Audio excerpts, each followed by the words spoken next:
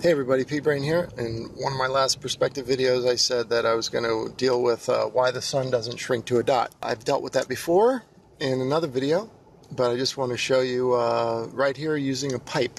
Real simply, as you put this pipe up to your eye like this is up to the camera, you can see that both ends are the same size, but they don't appear the same size. The near end is way bigger than the far end, and it's only 4 feet away. Right? And as I move closer to the near end, it gets even bigger and bigger. So it's all a matter of perspective, your point of view. Also notice that there's light at both ends of the pipe, but the center is black. That's because light doesn't travel forever. That's also why it gets dark on a flat Earth. Okay, and let's get back to why the sun doesn't shrink to a dot.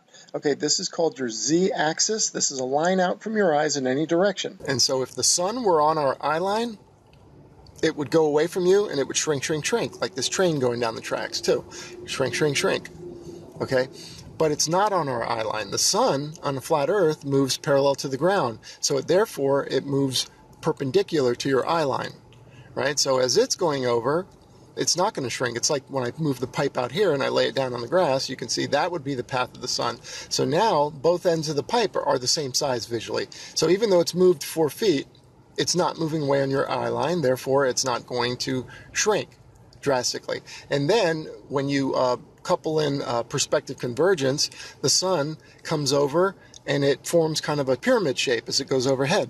So it maintains this perpendicular angle to the observer. Look at these telephone poles.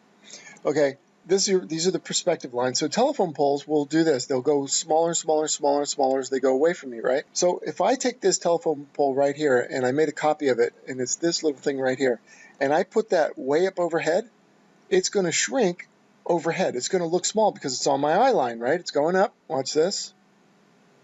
So it's way up overhead. You see how small it got? Now when it goes away from you, it follows the steep convergent line, keeping it perpendicular to your eye line, and it doesn't change much.